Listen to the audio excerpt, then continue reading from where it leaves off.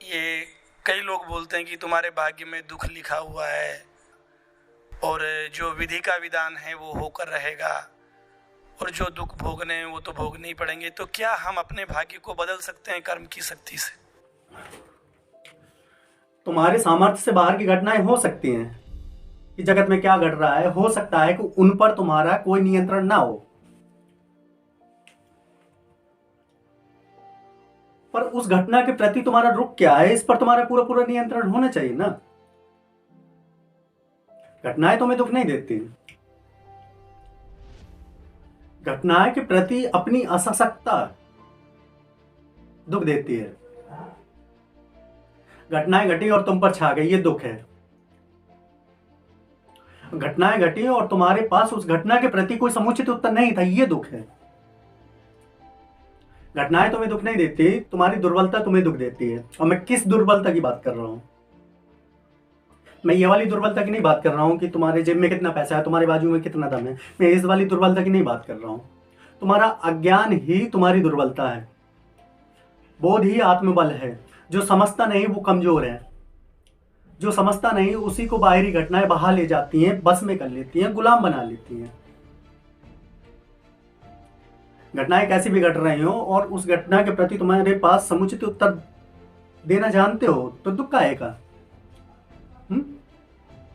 तो घटनाएं तुम्हें दुख नहीं देती हैं, तुम्हारी कमजोरी तुम्हें दुख देती है, तुम्हारी दुर्बलता तुम्हें दुख देती है। घटनाएं तो ऐसे ही है जैसे परीक्षा में प्रश्न पत्र दे दिया गया हो। जैसे परीक्षा केंद्र है, उसमें सभी विद्यार्थियों को एक ही प्रश्न पत्र दे दिया गया हो। कुछ हैं जो मुस्कुरा रहे हैं और कुछ हैं जिनकी हवाइयां उड़ी हुई हैं। जो मुस्कुरा रहे हैं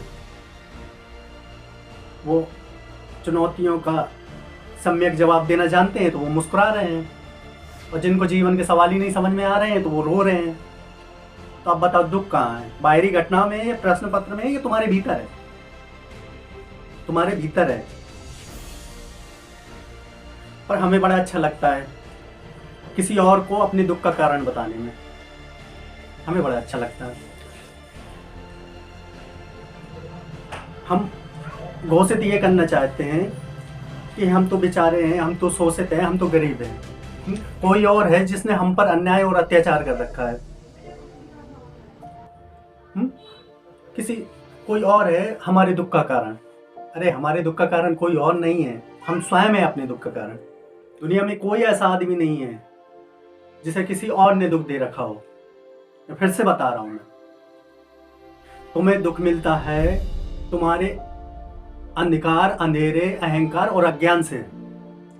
दुखी हो तो तुम खुद को जिम्मेदार मानो। दूसरों को दोषारोपण करने से तुम्हारा दुख कम नहीं होगा और बढ़ेगा ही। और यही भाग्यवाद है, दोषारोपण।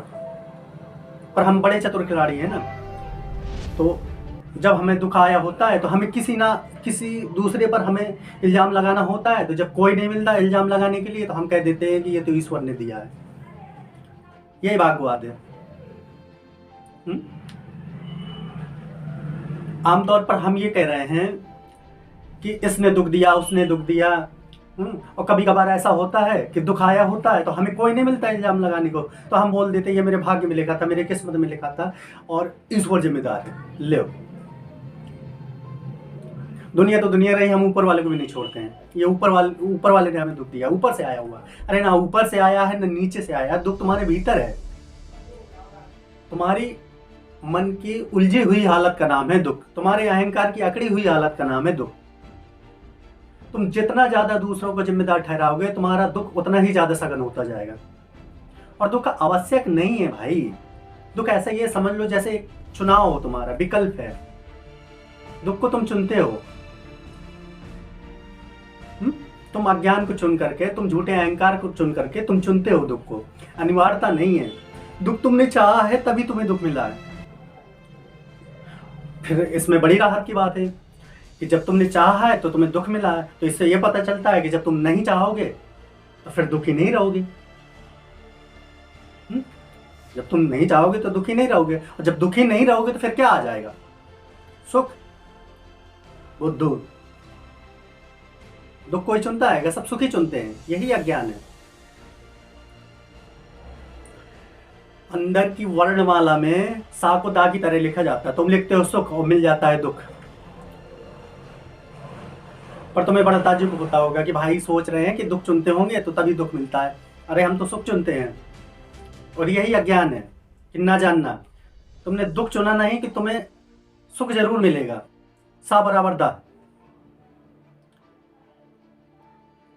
पर तुम सोच रहे होगे कि भाई समझ रहे हैं, हमें बेवकूफ समझ रहे हैं कि हम दुख चुनते होंगे तो दुख मिलता होगा। अरे हम दुख काहे को चुनेंगे, हम तो होशियार हैं, हम तो सुख चुनेंगे। यही होशियारी फिर भारी पड़ती है। चालाकी ही मूर्खता है।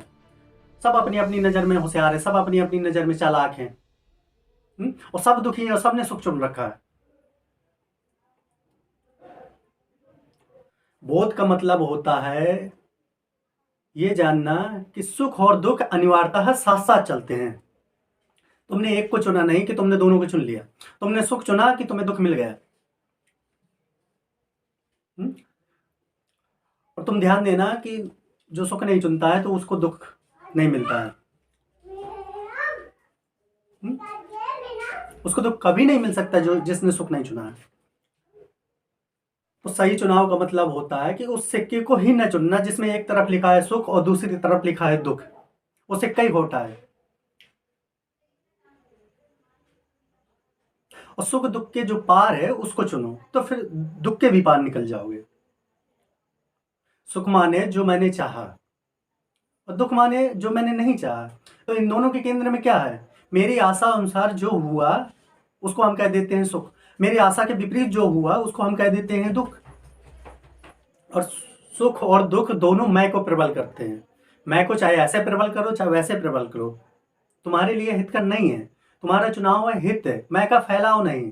मैं को खिला पिला के मोटा नहीं करना है भाई। जब तुम अपना हित चाहते हो तो तुम अपनी उम्मीद ना उम्मीद, पसंद ना पसंद से आगे निकल जाते हो। तुम कहते हो मुझे कुछ पसंद हो ना पसंद हो, मेरे अहंकार को बढ़ाता हो ना बढ़ाता हो, जो मेरे लिए हितकर है मैं वही करूंगा। और ये है बोध, और इसका फल होता है आनंद। सुख दुख के पार निकल जाना। सुख दुख का झूला नहीं झूलना है।